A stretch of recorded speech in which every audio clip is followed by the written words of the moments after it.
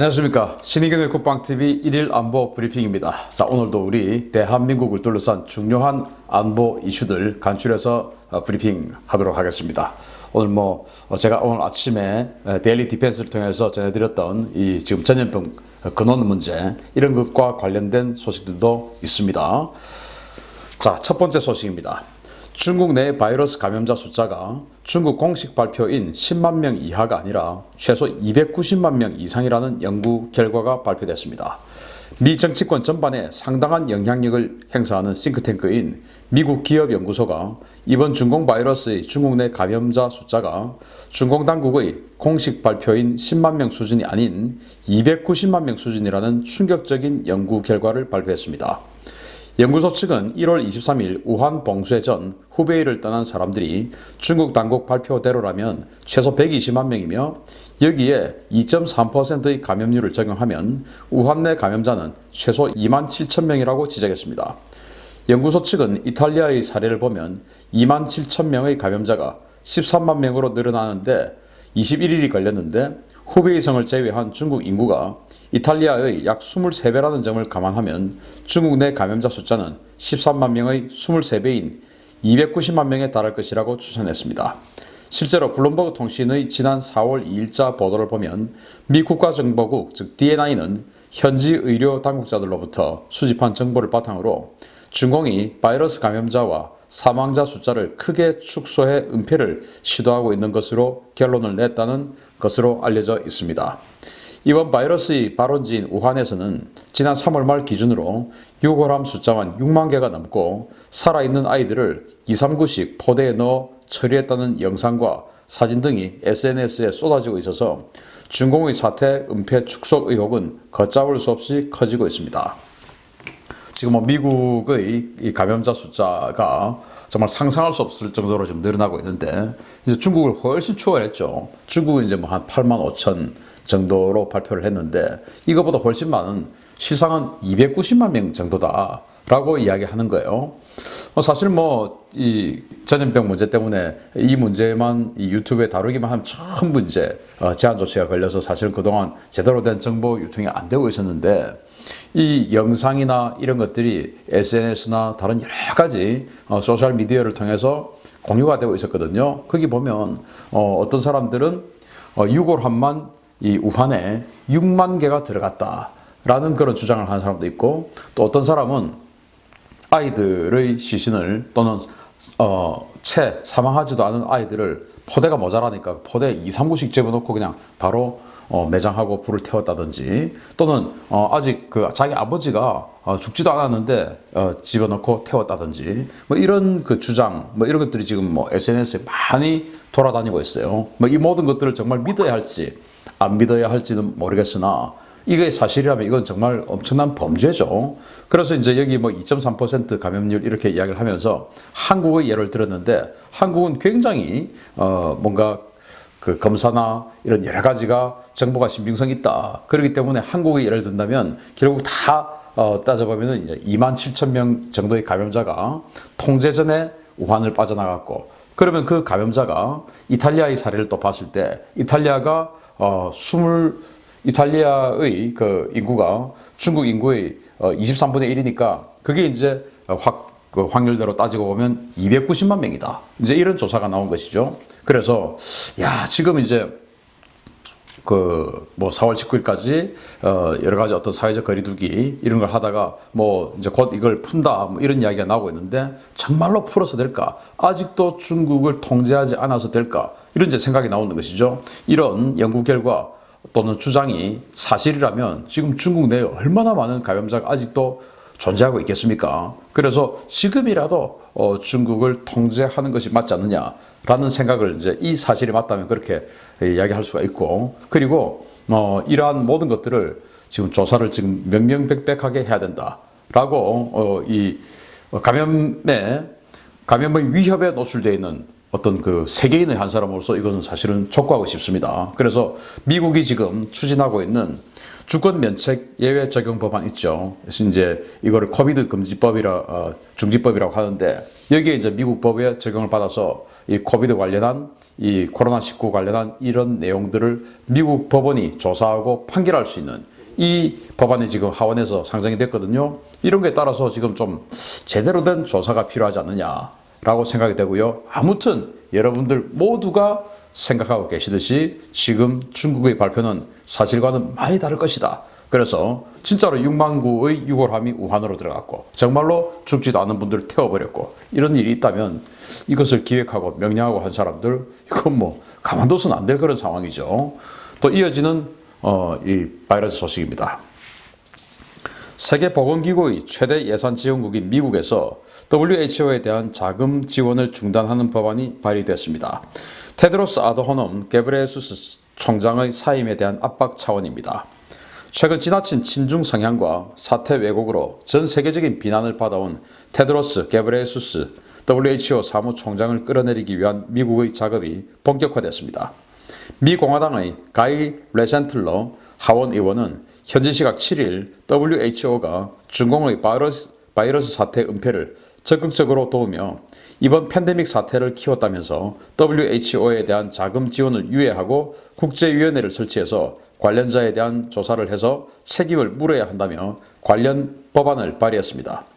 레션탈러 의원은 중공은 작년 12월 사람 간 감염을 확인했음에도 증거를 은폐했고 WHO는 대만 등 관련국의 보고를 묵살하며 중국 측 발표를 그대로 인용하면서 사태를 키웠다라며 여러 정황으로 볼 때 WHO는 이번 중공의 은폐 조작에 연루됐으며 이 때문에 중국 밖에서만 10만 명이 넘는 사망자가 나왔다라고 WHO를 맹비난했습니다. 그는 또 WHO는 세계인의 생명을 구하려 하지 않았고 중공 관리들의 비위를 건드리지 않으려고 하면서 바이러스를 평가절하했다라며 미국인이 힘들게 낸 이 세금이 중공의 기만과 정보 은폐에 사용되는 것은 잘못된 것이며 미국은 예산 지원 유예와 조사를 통해 WHO에 책임을 물을 것이라고 밝혔습니다. 미국은 중공의 4,400만 달러의 10배에 달하는 4억 달러를 매년 WHO에 지원해왔는데요. 이번 법안이 통과될 경우에 WHO는 운영 자체가 불가능해지고 게브레예수스 사무총장 역시 자리를 유지하기 어려워질 전망입니다. 자, 제가 오늘 아침에 이 사람을 맹비난하는 동영상을 올렸었죠. 저는 지금 아까 제가 첫 번째 소식에서 말씀드렸듯이 중국이 지금 290만 명의 실제 감염자가 있었다라고 하는 그런 주장을 저는 아직 몰라요. 그러나 제가 확실하게 알고 있는 것은 이 사람이 이렇게 전 세계적으로 이 감염병이 확산되는데 가장 결정적인 역할을 했다. 그러니까 가장 결정적인 범죄자다 저는 이렇게 생각합니다. 그래서 이 사람은 정말 우리 인류가 용서해서는 안 되는 사람이라고 저는 생각합니다. 여기에 이제 미 하원 의원이 그런 요의 이제 발의를 해서 조사하자. 그리고 지금 감히 우리가 4억 달러를 내고 중공은 4,400만 달러밖에 안 내는데 중공의 지금 이익을 대변하고 있지 않느냐. 전 세계인의 건강을 지켜야 되는데 중공의 이익을 대변하고 있는 이따위 기구에는 예산 지원을 해서는 안 된다. 유예하자. 그러면 이제 이 WHO 사무국이 스위스 제네바에 있는데 유지가 안 되죠. 4억 달러의 돈이 안 들어오는데 어떻게 유지가 되겠습니까? 문 닫아야 되죠. 그러면 문 닫지 않으려면은 책임자들을 처벌하겠다라는 뭔가 미국에게 협상안을 내놔야 되겠죠. 이 사람 경질하겠다. 그리고 또 사무차장이 있는데 사무차장 캐나다인이에요. 그런데 이 사람도 아주 친중인 사람입니다. 그러니까 중국이 여기 WHO를 꽉 잡고 있는 모양이에요. 그래서 그런 여러 가지 지금 현재의 집행부들을 그냥 다 경질시키지 않고서는 지금 이제 미국이 이렇게 4억 달러의 자금 지원을 유예해버리면은 이제 유지가 안 되는 상황이죠.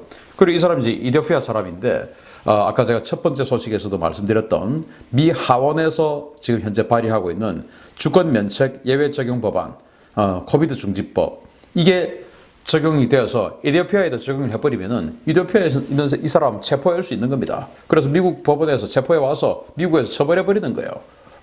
당신 때문에 지금 10만 명이 해외에서 죽었지 않느냐 해서 그런 여러 가지 어떤 그 죄를 씌울 수가 있는 것이죠.